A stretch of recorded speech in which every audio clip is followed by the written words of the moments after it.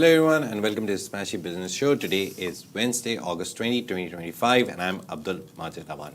And I'm Ward Ahmed and we've got a packed show for you today. Firstly, Hussain Sajwani meets steel magnate Lakshmi Mittal in London. Qatar Airways is to open the first exclusive US lounge, its own exclusive US lounge at JFK. Lenovo, Chinese Lenovo, is to establish regional headquarters in Saudi Arabia. And finally, D360 Bank secures exclusive Saudi football broadcast rights with Thmanyah. The very first story is one we've been discussing a lot before the show, that who is actually Lakshmi Mittal. We all know Hussain Sajwani, we discuss him a lot. But Emirati billionaire Hussain Sajwani revealed on X a picture that he met steel magnate Lakshmi Mittal in London. Sajwani praised Mittal's remarkable vision and pioneering contributions to the global steel industry and thanked him for his warm hospitality, highlighting a meeting between two influential global business leaders. So London remains a really strategic hub for Sajwani. I know that we always discuss America, but Damac Properties has invested £600 million in the Versace branded Damac Tower in Nine Elms. Now in 2023, Sajwani announced plans to acquire prime office spaces in London to transform them into luxurious, eco-friendly workspaces, reflecting his focus on premium, sustainable real estate development. And beyond real estate, Hussain Sajwani has invested $20 billion in US data centers. Founded in 2002, Damac Properties has delivered over 47,000 homes with 33,000 more in development across Dubai, London, Miami, and Toronto, solidifying the company's position as a major global luxury real estate developer. So in 2013, and this completely surprised me, Damac actually became the first Middle East real estate firm to list on the London Stock Exchange, raising $379 million through global depository receipts. Now, the company later transitioned to Dubai trading and delisted its London GDRs in 2015, marking a milestone in its international financial presence. Meanwhile, Lakshmi Mittal, executive chairman of the $68 billion ArcelorMittal, leads the world's largest steelmaker with a net worth of $19.6 billion for himself alone. He continues guiding the company after ceding the CEO role to his son. This year, he reportedly purchased a $100 million Baroque-style mansion in Dubai's Emirates Hills, strengthening his Middle East ties. I remember before the show, like I asked like Majid, like, you know, how do Indians like back in India actually refer to Mittal? Like, how do you guys talk about him? The thing is, I've been Pakistani and we grew up with Bollywood. That's the funny thing, because it's very weird that why a Pakistani watches Indian movies. I'm so sorry, Majid. I said back in India. No. I mean, yeah, we live nearby. So it's like we're neighbors. But very importantly, you have to understand the cultural perspective of it. Pakistanis grew up on Indian movies. Indians grew up on Pakistani dramas. It's very funny to... You mean like shows? No, the dramas, the seasonal, 26 episode dramas. So the whole industry revolved around this. Even today, I think a lot of my Indian friends, the female friends, they love Pakistani dramas because they're usually episodic, 26 episodes, 13 episodes, 1 hour each. And I used to watch this one with Suarez and Kushi. I just remember that. Not sure what the show is called, but Pakistani? I don't remember, but I remember it was on NBC Bollywood. So Bollywood had soap operas. So Bollywood's idea of dramas was running them for 5-6 years. There's like a list of them, Kabhi Khushi Kabhi Gham, like happiness and sadness and all those things. There's a list of them, and they took the idea of drama from the Spanish operas. Pakistanis took the idea of drama from a start of a story to the end of story, and that's it. We didn't stretch it to 5 years so or it's a drama 2000. with Mittal. With Lakshmi Mittal, that's the idea. If you've grown up in that time of Bollywood, you would know that Lakshmi Mittal was the OG Indian rich businessman. You talk about Ambani's now, the biggest weddings and this and that, and they control everything. Then you talk about Adani. These are like the two main richest people you talk about. But if you know India, Lakshmi Mittal was the OG Indian rich guy. Every Bollywood movie will reference to him somehow. For For example, if a guy walked into a room very funnily, like a rich man, they would be like, oh, you're Lakshmi Mittal. You're acting like you're Lakshmi Mittal. So it was sarcastic, it was funny. Every reference went to Lakshmi Mittal. So he is the original guy. now he's then in the Ambani's UK. came. And now, yeah, he Crazy. moved to UK. Now he's in the UK. He has a home now here also. So most probably he's living here and there, I think. But I think I think like especially what you mentioned about like Hollywood, how he was such like a grand reference back in the day. I think it does really tell you how much times have changed, because now it's like with the kind of digital landscape that we live in, it's, you know, the importance of how rich you are. It's not if we reference you in movies. It's actually if we reference your wedding. If we want a wedding like the wedding that you had. But with the Ambanis, like with their wedding, I just found it to be too obscene. Like a wedding that is supposedly estimated at over $600 million.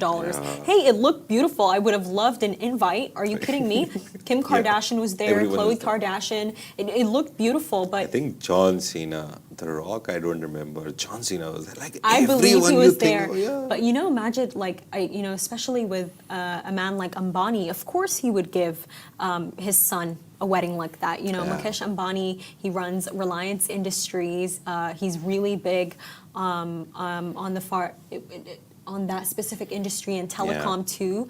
But you know, with him, for me, it was the fact that at the wedding, by the way, Mohammed Al-Abbar was there. Mohammed Al-Abbar was there. The CEO of ADNOC, Sultan Al-Jaber, was also there. Nice. So you can really tell like how important these people are. And it's like how things have shifted, because I'm not going to lie to you, like from my generation, if you ask us, we immediately know who Ambani is. Richest man in Asia with a net worth over $100 billion. But it's good to know who... There was someone before that Ambani. it was Mittal once upon a time with his... You know, when you compare his $19 billion net worth to Ambani, now it does not even feel that grand anymore. But at that time, that's the thing.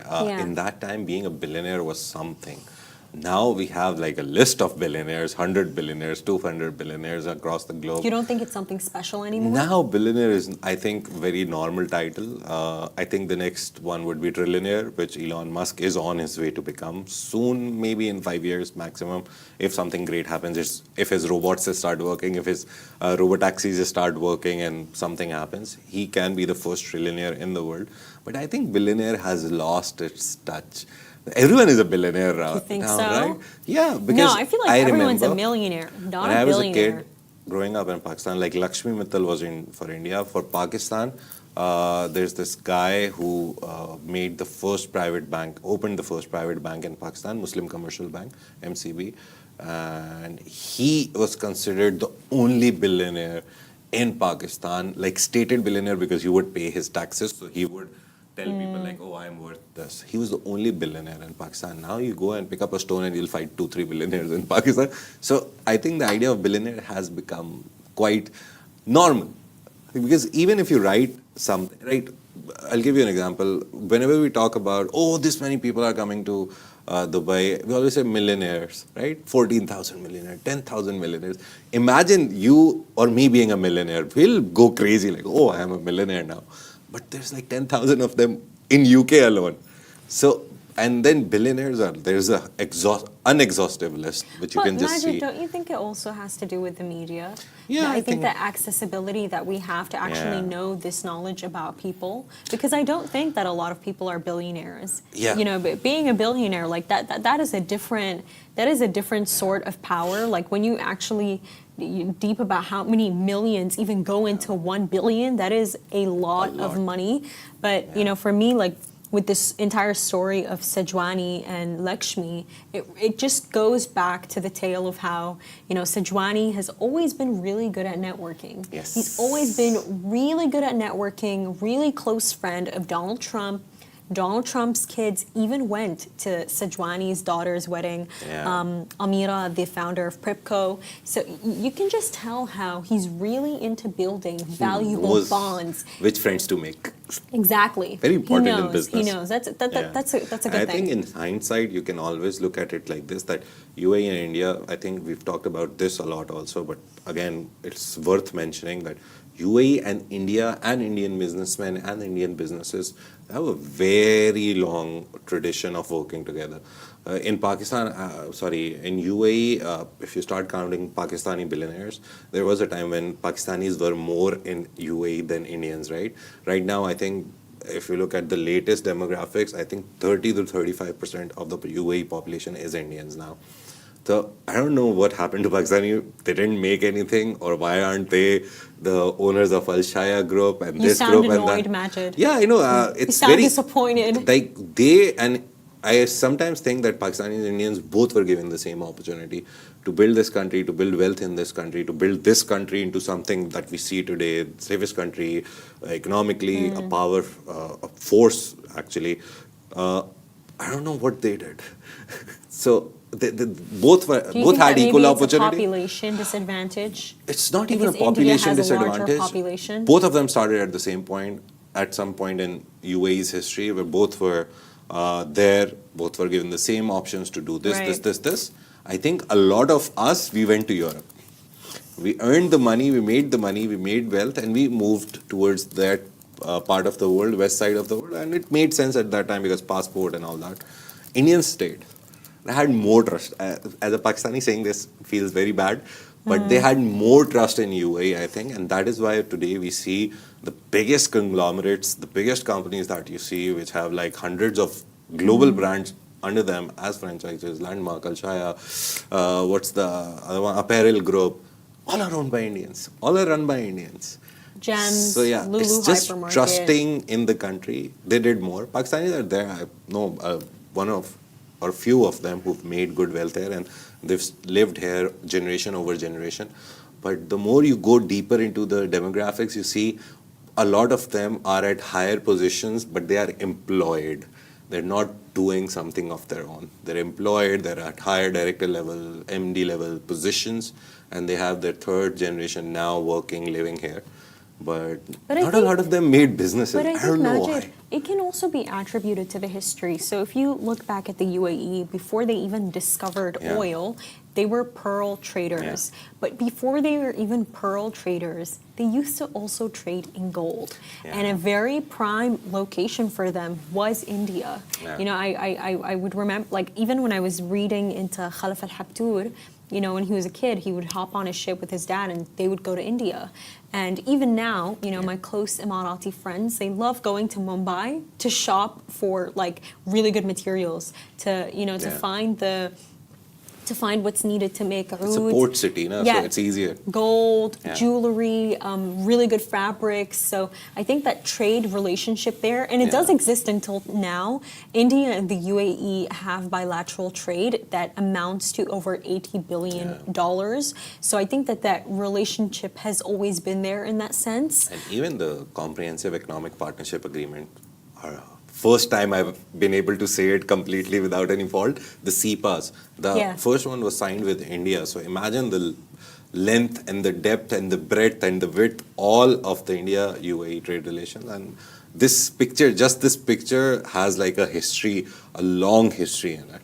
Yeah, and moving on to our second topic of the day, Qatar Airways will debut its first exclusive U.S. lounge at JFK Airport's new Terminal 1. So spanning 15,000 square feet, the lounge will offer business class passengers VIP check-ins, direct gate access, prayer rooms, and duty-free shopping, enhancing comfort and convenience for travelers. And the Doha-based airline plans to move its JFK operations from Terminal 8 to Terminal 1 in 2026. This relocation marks a major upgrade in Qatar Airways' American presence, reflecting its commitment to expand premium services and delivering a world-class travel experience for international passengers. So this lounge is a part of JFK's airport's $19 billion redevelopment under the Port Authority of New York and New Jersey. So Terminal 1's overhaul includes 23 new gates and aims to become the airport's largest terminal, hosting airlines such as Air France, Korean Air, and Royal Air Maroc. And the redevelopment will modernize international travel at JFK, improving passenger flow, retail, and amenities. The new terminal will strengthen New York's position as a global aviation hub allowing carriers like Qatar Airways to integrate enhanced lounges and services seamlessly into the revamped infrastructure, but still they won't be able to beat Dubai, 100%. Yeah, and Terminal 1 is going to open in the first phase in 2026, with the full completion expected by 2030. But I think with this entire story, what's so exciting about it is it's like, to me, when I was reading the entire thing, it's like you have JFK Airport, then you have Qatar Airways, and they're getting their own lounge. And this is exciting because this is telling of the fact that there are American billionaires that want to be accommodated to, that are traveling using Qatar Airways, but even much more than that, actually coming to this region. Yeah. And lounges are always important, I think. Having a lounge is very important because it shows that you're not an airline, you're a luxury airline, and you provide care even when you're not flying or sitting in the airplane. I love lounges. But usually the problem is that I've never been to a lounge here in UAE. I will someday. I want to be in the Emirates lounge someday just to see what happens there. I've heard great things about it. Apparently there's if you have there's like a lot of Visa and Master applications where you have different cards. You can access any lounge for free.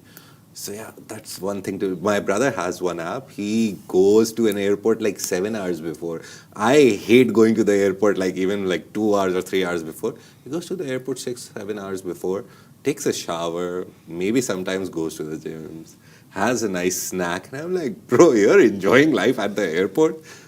He loves the airports. Like he does all of that for free because just he has a Standard Chartered Black, some platinum credit card or something. I'm like, okay, I need to get one also. So yeah, that gives you access. But lounges are great. I love lounges. I've been to one in Pakistan twice. A very small one. It's like a private one, Marhaba Lounge. But now Emirates has Emirates Dinata basically. They have a lounge on the Pakistani airport. The only problem with Pakistani airport and getting a lounge is you have to go through immigration. It takes like 3 hours to just go through the immigration process. So it's not even worth it. So yeah, as soon as you enter, you maybe have a tea and it's like flight time.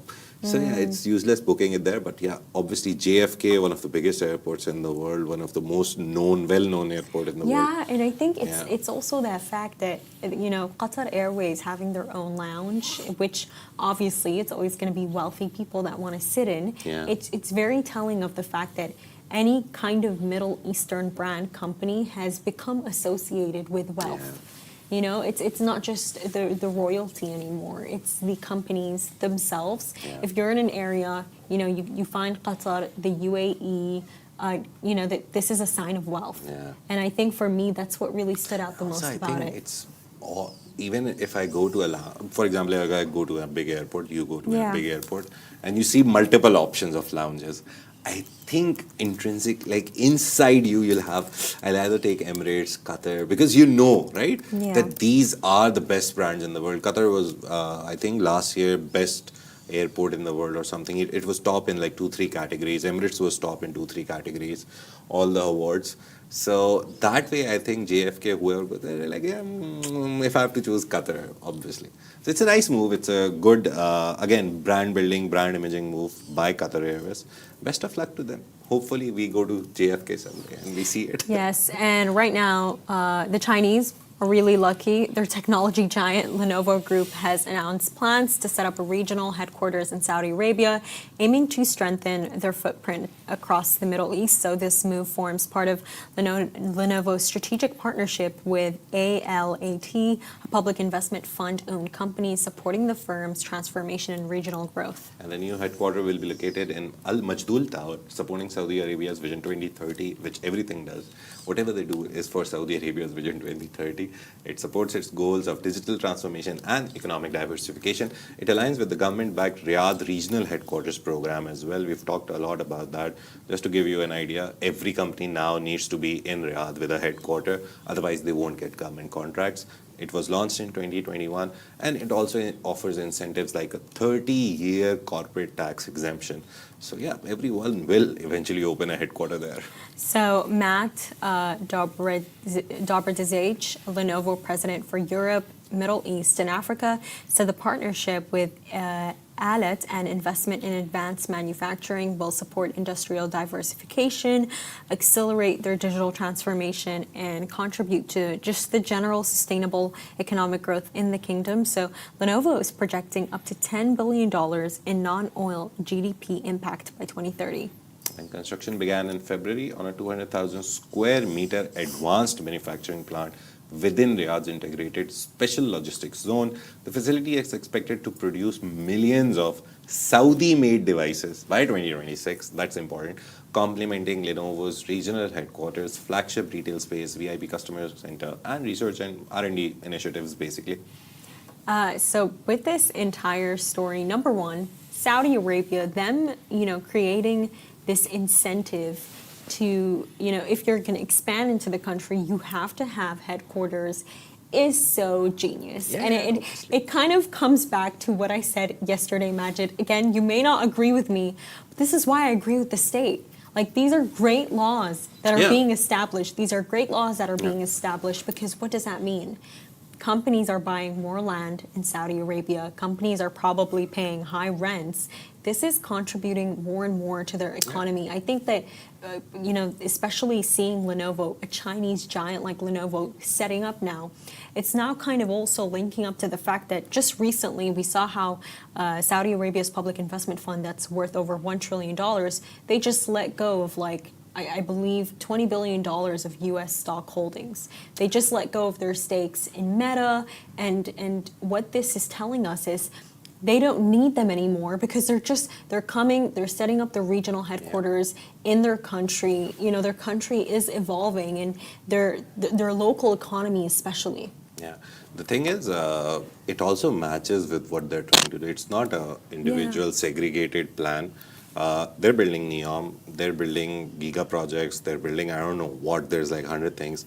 There's a world's tallest sports tower also, 130 meters, 23 billion sports boulevard initiative, and this world's tallest sport tower is a part of it. So they're building all of this. Obviously, they'll need technology companies to build the technology. They need infrastructure, developers, constructors, everyone. So they're like, okay, we're building all of this. And you can have a contract from a remote area. You can be in Hong Kong, China, Singapore, get a contract, come in, build. They're like, no, you have to be here. Yeah, you want a government contract, you want a NEOM contract, you want a sports boulevard contract, set up a regional headquarters. One, the office prices, they get a lot of money out of registering the place and all that. Two, more jobs for Saudis, more jobs, more human capital development. Their own people will learn from the experts. So all of this looks like a grand scheme. One, to become self-sufficient in human capital. All your people will work with the best people. Meta, every company is now Snapchat. I think last year was Apple. a long list. Yeah. This year, I think this is the second or third big company. But last year, it was crazy. Everyone was there. I think, and everyone has nearly set up there. So now we're seeing lesser of these news. Microsoft opened their office. We did a story. So a lot of these things are a part of the plan, and they're working out. There's one thing that I saw, and I had to read through all of it to understand it.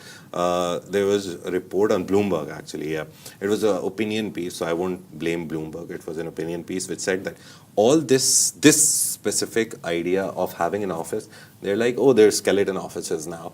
There's like hardly any staff. They just open it, pay the rent and bills and all that. So just they have a presence, and then they get a government contract, and the work is actually being done backdoors, or back home where their actual headquarters is. And they're like, no, it doesn't make sense. Why would you spend so much money and energy and all that into just creating a skeleton office? But then when you look at it, and you look at the pictures that come out from those head offices, you see actually people working there. You see people being hired there, Saudis being hired there. So I don't know what people are trying to say about all of this, why they always have to downplay. No, it's not working. They're just doing it for the sake of doing it. And multinationals are just opening offices for the sake of opening offices. They're not. They understand that right now it is the prime opportunity to earn money. Exactly. Yeah. It is a prime opportunity. And for our final topic of the day, Saudi Arabia's Sharia-compliant digital bank, D360, has signed an exclusive partnership with Thmanyah, part of SRMG, to broadcast the kingdom's top football competitions. The agreement includes Saudi Pro League, Saudi Super Cup, and the First Division League, along with Thmanyah's broader sports content. But what's actually really exciting here is the fact that they started streaming. They started streaming on the Thmanyah Sports app. I think we did a story. Reverse actually did that one. That in June they signed the deal that Thmanyah for the very when they won the streaming rights. First time, it's understandable in the term that they are now big, but it was very unique that a company which is known for podcasts, right? Crazy. Very famous for podcasts, is doing this. So under the deal, D360 Bank gains year-round exposure to millions of football fans. There's an official, I think, banking partner or something, aligning its brand with the country's most watched sport and premium Arabic digital content. The partnership reinforces D360's commitment to connecting with audiences through sports and high-quality media engagement across Saudi Arabia. It's good to see that they have a big bank now coming up and sponsoring them. So it shows that Thmanyah, whatever they're trying to do, they're doing good. Yeah, and fans will enjoy a modern viewing experience with the ability to stream up to 3 matches simultaneously, access instant replays of key moments, receive real-time analytics and insights, and watch matches in HD quality at 50 frames per second. And the agreement also offers tiered packages for a personalized experience on the Thmanyah app, giving viewers flexibility in how they can watch the games. Move highlights growing trend of financial institutions leveraging sports partnership to enhance brand visibility and engagement in the digital space. So Thmanyah previously secured exclusive MENA broadcast rights for Saudi football competitions, including the King's Cup for the 2025 to 2026 and the 2030 to 2031 season. So this collaboration with D360 marks a new era for sports broadcasting and digital content delivery in the kingdom. But most of all, let's take a look at, Thmanyah, the entire media company in itself. Number one, the fact that they're controlled by SRMG. SRMG is backed by the Saudi government. Yes. And it's, second of all, the fact that this was a company that was pushing out a lot of podcasts. I know I've mentioned this before on the show, but there was this podcast called How to Succeed in Relationships with Yasser Al-Huzaima, and it is the most viewed podcast in the world that gained over 140 million views. So you have this podcast company that comes out of nowhere. I don't think it came out of nowhere, but they come and they get the streaming rights for all of these sports, like the major football matches in Saudi. Like, this is big, the fact that you can just go on the app and you can watch it. And in fact, their head, he just came and he announced that for the first live match that they've aired, they've gotten 2 million viewers. 2 million is a grand number. It's a crazy number, especially when you compare it with other media companies like Disney and Hussain and Netflix. Like, these are companies that have been in the Middle East for a while now. For a podcasting company, it's a media company, but for a podcasting company to come, win the streaming rights for these major football matches, stream the first match, and then get 2 million. I mean, we announced it I think 2 to 3 months ago. This is absolutely major. It's showing you how things are changing. Watching football is not just as simple as just going on BNTV anymore. Yeah. The main thing is sports is growing. I do the sports show, so sports is growing. Football, Saudi Pro League has become a big, big, big phenomena in the world now. I think if you talk about the top 10 most watched or most entertaining, or at least if you go more quantitative, more interesting footballing leagues, I think Saudi Pro League is there now. The top 5 are European League. They've been there for a long time. Saudi football has been there for a long time, but never got a lot of attention till Ronaldo moved and the whole plan was set in motion. Benzema, Neymar. Yeah. So I think the idea that this app is doing it, great. They got 2 million viewers, great. Very nice of, what's his name, sorry? The guy who did the tweet. Oh, the guy his name is Abdurrahman. Abdurrahman. The good thing is that he accepted that there's some errors and something. Usually people don't. but it's a nice move. It shows you that this company comes from podcasts, because podcasts are now very open-minded. Like even if you make, like our podcast, we make so many mistakes. We sometimes You don't need to air that out, Magic. No, it's fine. See, that's what I think is the new power that podcast brings to the people. It's relative. It's so being informal. relatable. No normal person talks like a machine. And today in the weather forecast, there's no one talks like this. Everyone talks like we do in a podcast. And that's going away because you're going to have AI doing that now. Yeah. You know, But I don't again, think no human will say even that. then, I think for some time, for me, to be honest, an AI podcast for me is still interesting, because I don't care about what it's talking about. I just focus on the important information. I've always been a non-fiction reader. So I think non-fiction readers still would love it. But again, you need emotions when there is conversation happening. If I'm excited, it shows in my voice, it shows on my face. If you're looking, you'll see. If you're listening, you'll feel it in my voice, right? Again, so the conversations that is the feeling that this podcast will bring. Rich was showing us in the morning. It seems our that they have CEO. a big production budget. It Yeah, does. obviously, the because media rights are no, very- but I mean it in the sense of, Yeah. are you seeing the quality of their videos? It does, like, it almost does not look like sports to me. It looks like art. And I know some people argue, you know, sports is art, Yeah. but it's just the entire way that they've drawn up everything. Like, there is a big production budget that is going into all of this. Yeah, and I think they have experience. It's not old, it's a new company. It's not, Rich was telling us a lot about it in the morning, to be honest. I knew it was new, I didn't know it was just 2 years old. That's very important to know, because within 2 years, they've broken a world record for the most viewed podcast. They've gone into comedy, they've gone into storytelling for kids, they've gone into literally a lot of categories in podcasts only. And now live sports, great, to be honest, because I think, to be honest, the most difficult thing to do live is sports. Anything else you can, if it's a concert, you can get up there, the singer is singing, no one cares about the lights and anything, they're focusing on the music.